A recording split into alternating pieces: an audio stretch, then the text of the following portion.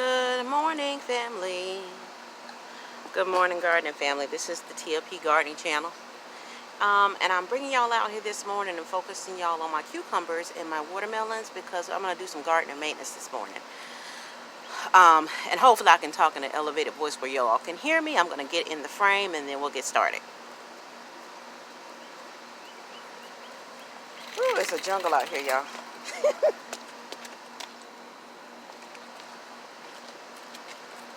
Okay. So basically what I want to get out here and do this morning is to get rid of these yellowing, just to prune really hard and get rid of some of these things that don't look like they're any good. And for me, sometimes it's hard for me to tell whether something is it a disease problem? Is it a just getting so much water because it's been raining a lot? So I go for I'd rather be safe than sorry. Okay.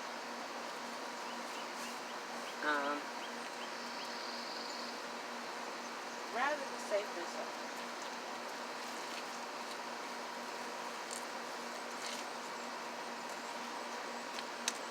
So I'm just removing stuff like that,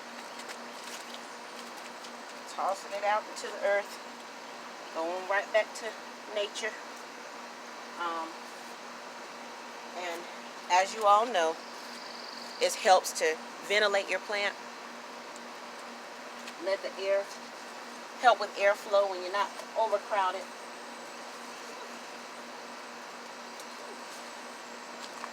Overcrowded with leaves. Okay.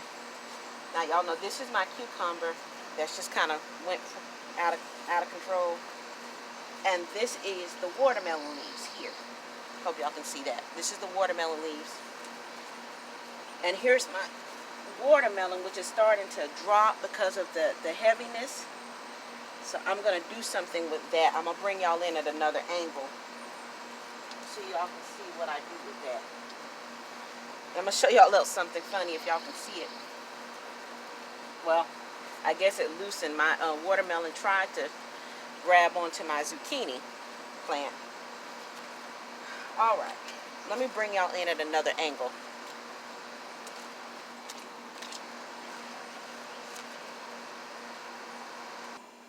All right, guys.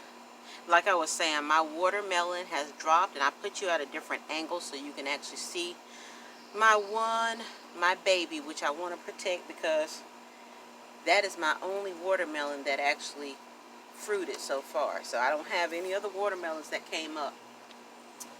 And I'm going to show you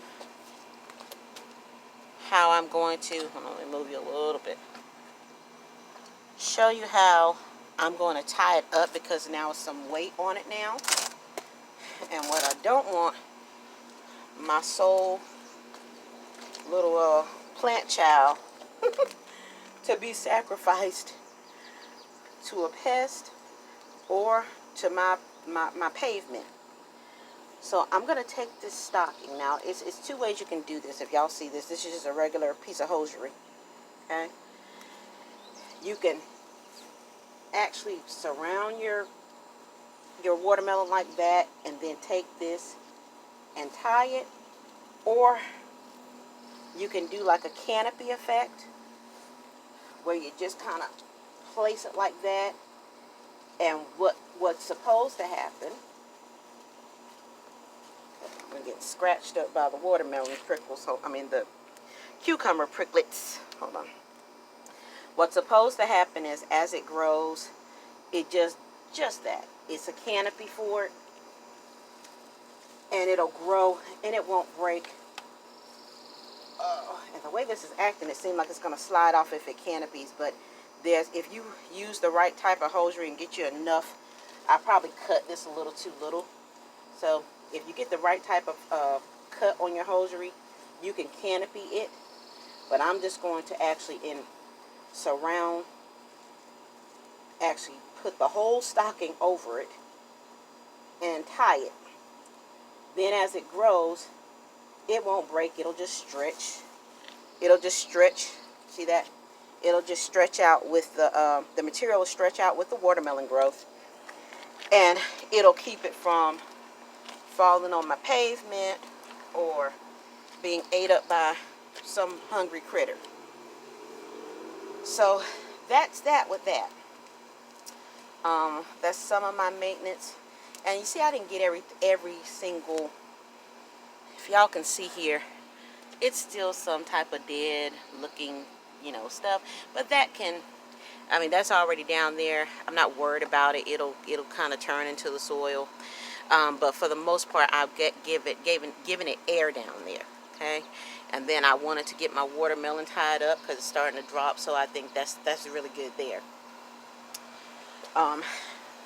And the Creator already watered this morning because it already rained. So that's one less garden chore I have to do.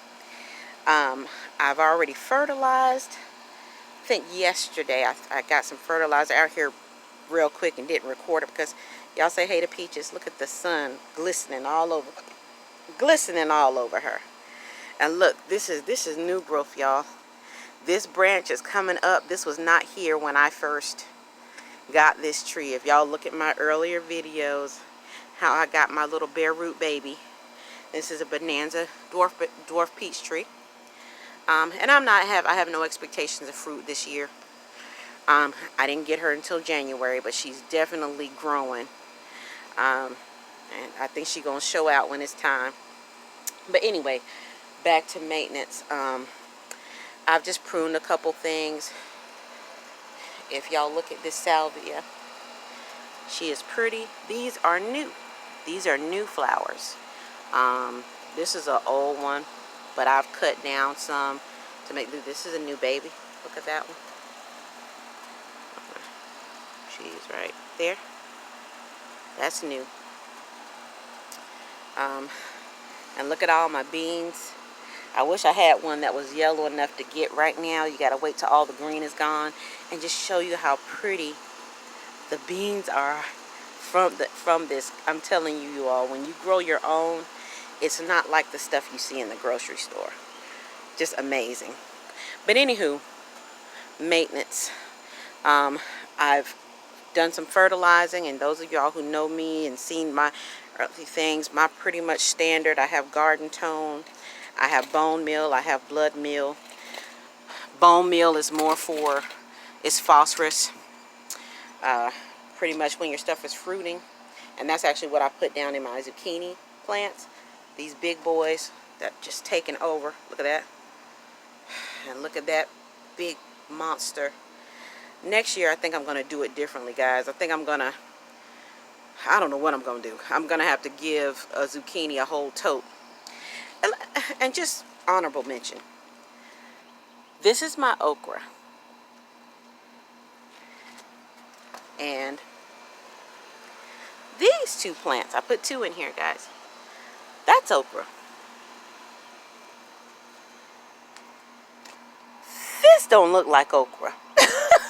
This is my mystery, and I'm going to laugh so hard. This, to me, looks like potato leaves.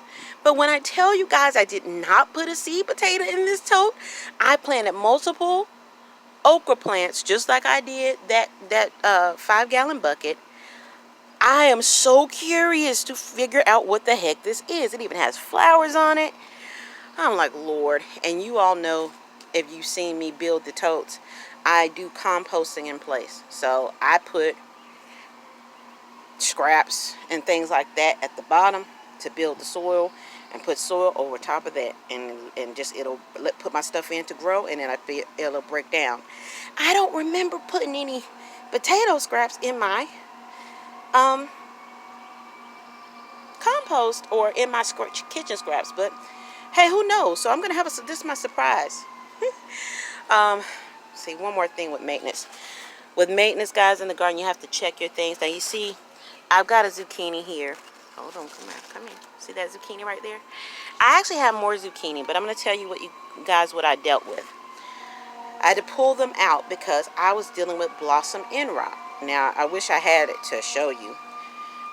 That was on one of the days I didn't record. Let me see this other zucchini. I I don't see anything up yet on this one, just flowering. But just like your pepper plants, which we can go over to my pepper plants. I'm about to show y'all this, and we're about to cut it off. But just like with peppers and how you have to make sure you don't have blossom end rot, blossom end rot can be caused by not having enough calcium in the soil. So you know what? Shout out to Lady Linda from the New Orleans Gardener, and shout out to Miss Cheryl from Cheryl's Organic Food Forest, who basically told me specifically, like blossom end rot, put calcium in the soil, and Miss Linda said get some Tums. So literally, when this started fruiting and I saw the flower turning into fruit, I stuck Tums in the soil. And on this too, Tums in the soil, all my peppers. But this one, I did not know that squash is also susceptible to the same thing. So I pray all is not lost. I just removed the blossom end rot fruit, and I stuck Tums in that one, and I stuck some Tums in that one. So I pray with the rain that the Tums will dissolve. I literally just took a tablet and put it in there. Yeah, guys, so this is it with my garden maintenance for this morning. Oh, guys, look! A nasturtium flower! Guys, let me tell you something. I hadn't really shown y'all my nasturtiums because they were so terrible looking. They were just terrible looking. Nothing was coming of it. I saw no flower. I saw no visibility that a flower might come. Oh, look! Oh, man. Nature is awesome. Sometimes you get it when you're not even trying. All right. But anyhow, that's a beautiful note to end with, guys. Just be encouraged to grow your own. Get out in your gardens. I'm starting to see so many more of my friends and people that I knew from way back when on Facebook having gardens, sharing it, having plant groups, and I love it. I love the movement that's happening. So, hey, this is the TLP Gardening Channel. Your space is not too little. You don't have to wait till you got all the acreage and all the land. I'm talking to my apartment dwellers. I'm talking to my renters right now who aspire to have land and aspire to get your own home. Right now, where you are, you can still prepare. Your space is not too little. Your time is not too little. Your budget's not too little to do a big thing like gardening. And I will see y'all again in the garden. Y'all be blessed.